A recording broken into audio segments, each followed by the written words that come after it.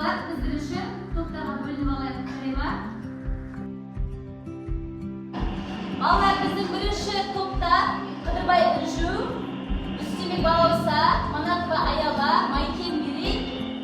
Бірінші топта. Жақсы ма, жаттап алыңдар? Балалар, сіздер білесіздер, бізде қыркүйек айы еңбекқорлық және де кәсіби біліктілік айы. Және де біздің осы аптаның дәйек сөзі жанұям қорғаным, ата-анам тірегім. Құрметті оқушылар, бүгін біздің сабағымызға арнайы қонақ келіпті. Олай болса, сол қонағымызбен дәл қазір бірге танысайық. Жақсы ма? Сәлем достар, мен көмекші роботпын. Бүгін сендермен мамандықтар әлеміне бірге саяхаттайық. Сәлеметсіздер балалар, менің атым Сымат, мен көмекші роботпын. Бүгін сендермен бірге мамандықтар әлеміне саяхат жасаймын. Мамандық адамның өмірлік таңдауы, оның екі түрі бар. Бірі жоғарғы оқу орнына беретін дипломды мамандықтар, дәрігер, мұғалім, инженер, IT мамандығы. Екіншісі нағыз адамның мамандығы, адал болу, мейірімді болу, ата-ананы сыйлау, ерекше құрметтеу. Осы екі мамандықты қатар ұстанған адам нағыз тұлға. Мен сендерге сәттілік тілеймін. Алтын сәттілікті бастайық. Болашақ маман иесі бүгінгі оқушы.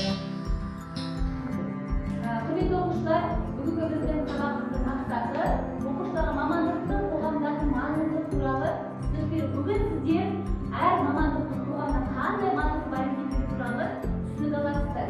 Және де өз қызығушылықтарыңызға қарай кәсіби бағыт алуға жағдай жасау.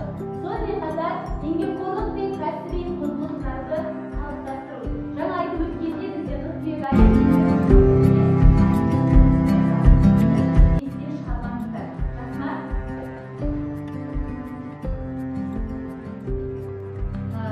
балалардың бірінші интерактивті ойын өнер. Яғни қазір мамандық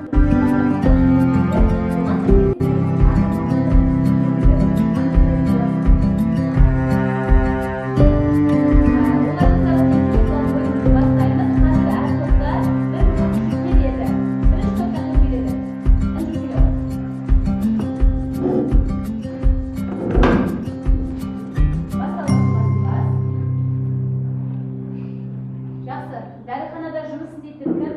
Дәрігер. Жақсы. Тексеруді батырмасын басамыз.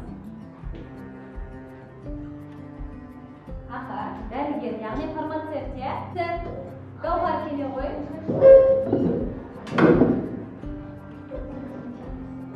Қазір барлығымыз шығамыз, иә? Барлығымыз шығып үлгереміз.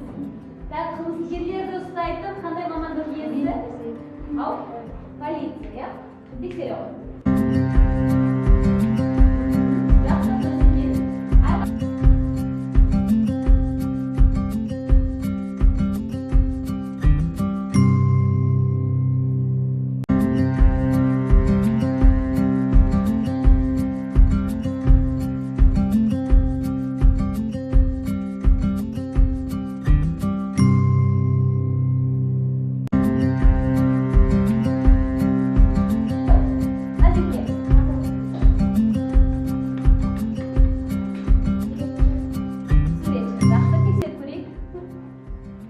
Керемет, дұрыс екен, иә? Равина.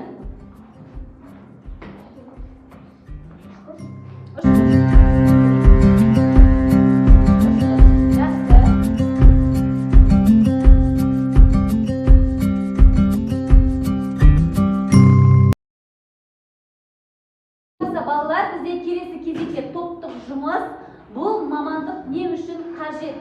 Яғни қазір 4 топқа 4 түрлі мамандық беріледі. Сол мамандықтар бойынша сіздер сол мамандықтарға сипаттама бересіздер. Жақсы ма? Мысалы, мұғалім туралы айтайық. Мұғалім оқушыларға білім береді, болашақ тұлға қалыптастырады деген сияқты, иә? Сондай сипаттамаларды бересіздер.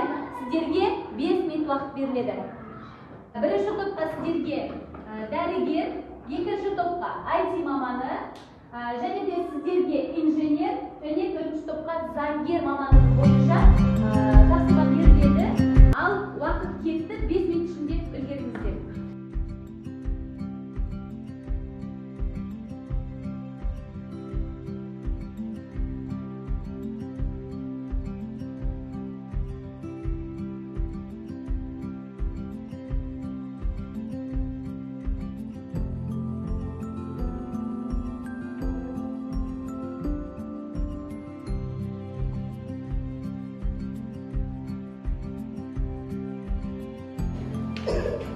дәрігер мамандығына постер жасадық. Дәрігер адамдарды емдейді. Дәрігер ақ халатта жүреді және өзінің ісіне ұқыпты қарайды. Дәрігер мамандығы өте жауапкершілікке мол. Және де мен дәрігер мамандығына қатты қызығамын және де оған түскім келеді. Дәрігер мамандықтары әртүрлі қызметтерге келеді. Мысалы, мен хирург мамандығына болашақта хирург мамандығы боламын деп сенемін. Дәрігер адамның жанын сақтап қалады. Дәрігер адамдардың денсаулығын нығайтуға көмектеседі.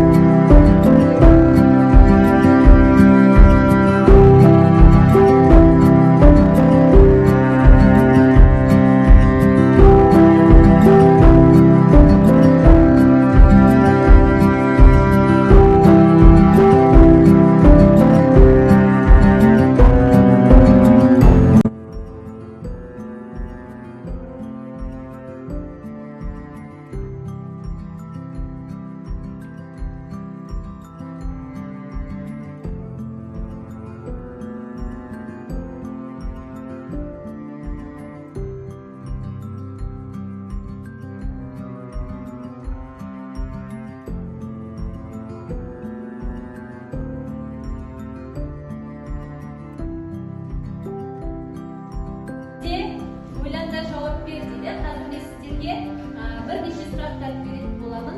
Сол сұрақтарға жауап бірге іздейміз. Жақсы ма? Бұл бізде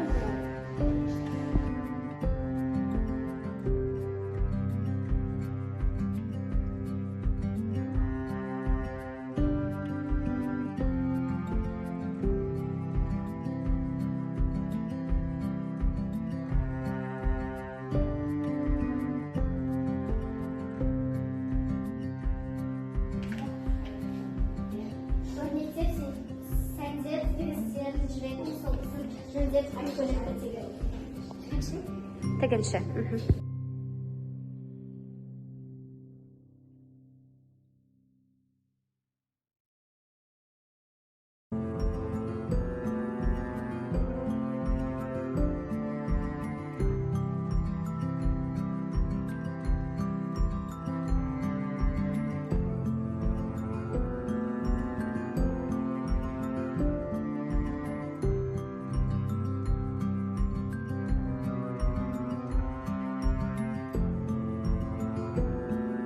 Жолда жүргеніңіздің қауіпсіздігіңізге байланысты есте сақтаңдар.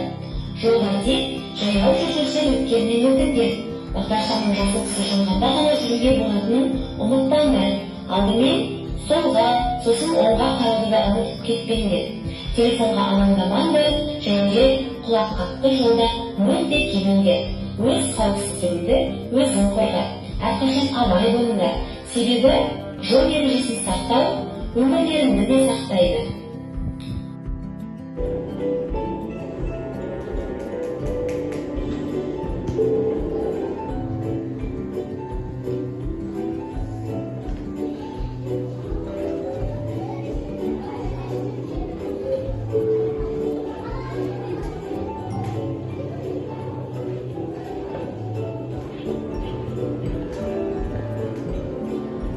Балалар, бүгін біз мамандықтар әлеміне саяхат жасадық.